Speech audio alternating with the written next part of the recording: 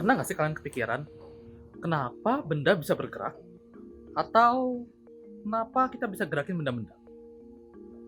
Mungkin beberapa dari kalian ngomong, ya kan didorong, atau ya kan ditarik.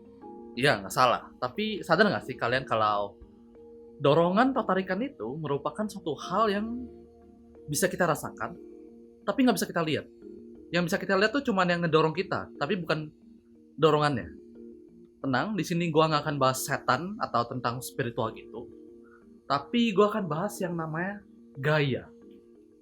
Papa Newton menemukan dan mengatakan bahwa ada 3 hukum alam tentang gaya. 1. Sebuah benda akan menjaga kecepatannya apabila total gaya yang bekerja sama dengan 0. 2. Kalau total gaya yang bekerja bukan sama dengan 0, maka benda tersebut akan mengalami percepatan atau perlambatan sesuai dengan persamaan sigma F sama M kali A. Yang ketiga, interaksi dua buah benda akan menghasilkan gaya aksi reaksi yang arahnya saling berlawanan. Nah, sebelum ngebahas lanjut tentang hukum Newton ini, ada satu hal yang perlu kita ketahui. Apa sih gaya? Dari tadi gaya itu muncul terus gitu kan? Nah, secara definisi, emang gaya itu terkesan abstrak. Tapi kalau mau dijelasin secara gampang, gaya itu ya cuman dorongan atau tarikan. Udah gitu aja guys, gampang kan, simple kan? Nah, coba kita bahas lanjut ke hukum Newton. Kalau meja datar, bola pingpong ini nggak akan gerak kalau nggak gue dorong. Cir, angin. Kalau meja datar, botol minum ini nggak akan gerak kalau nggak gue dorong. Dengan kata lain, ini adalah contoh dari total gaya sama dengan 0. Coba kita ambil contoh lain. Misalnya, gue akan dorong dengan tangan kanan dan tangan kiri. Dengan tenaga yang sama. Kayak gini, dia nggak akan gerak karena tenaga dari tangan kanan gue akan meniadakan tenaga dari tangan kiri gue. Sehingga total gayanya 0. Nah, sebagai info nih guys, hukum pertama hukum Newton ini sering disebut dengan hukum kemalasan atau hukum kelembaman. Dengan kata lain, hidup malas itu lebih gampang dibandingkan hidup rajin. Jadi emang udah naluri manusia gitu loh guys. Kalau kita lebih demen nonton YouTube daripada belajar fisika. Oke? Jadi nggak ada yang salah dengan itu guys. Itu udah natur manusia. Dijelasin oleh hukum pertama Newton. Nah, gue demen nih hukum yang satu ini nih. Hukum ini mengatakan bahwa dengan tenaga dorongan yang sama, kita akan lebih susah ngegerakin benda yang berat dibandingkan benda yang ringan.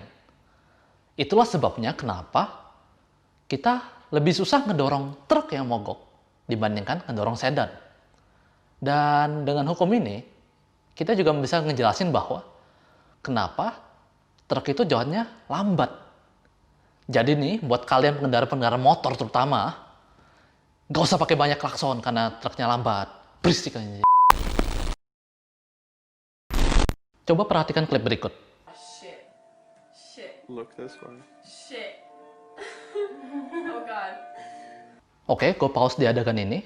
Mungkin sebagian dari kalian bilang, yang sakit pasti yang ditonjok. Tapi sebenarnya, dua-duanya menerima gaya yang sama. Ingat, gaya aksi reaksi di hukum ketiga Newton. Kalau nggak percaya, coba lu tampol temen lu. Iya, temen lu sakit. Tapi pasti tangan lu juga pasti merah, nyeri-nyeri gitu coy.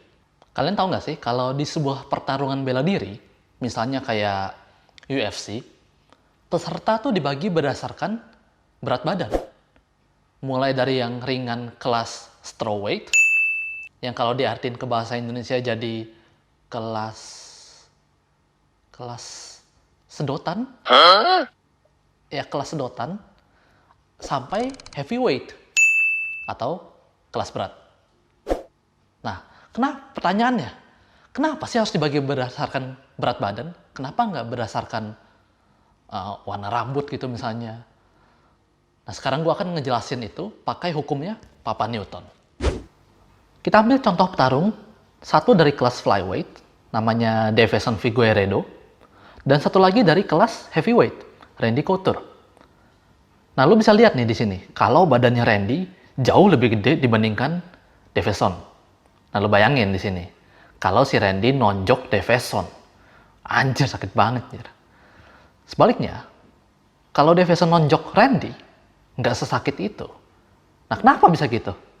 Karena faktor berat. Hukum kedua Newton mengatakan bahwa semakin besar massa, maka gaya yang dihasilkan juga makin gede. Nah, lu bayangin ya, kalau orang dengan badan kayak gue gini, lawan orang yang badannya kayak The Rock. Gue banting gak bisa, gue tonjok juga gak seberapa powernya.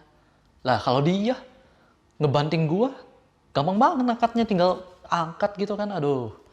Terus kalau gue ditonjok dia tuh, wah mungkin kayak udah ditabrak truk aja. Nah makanya, itulah sebabnya UFC atau semua pertandingan yang bela diri gitu, membedakan peserta berdasarkan berat badan, biar adil. Ya jadi gitu guys. Dan buat kalian yang merasa video ini berguna dan bermanfaat buat kalian, kalian tolong share ke teman-teman atau saudara kalian supaya pengetahuan ini bisa berguna bagi banyak orang.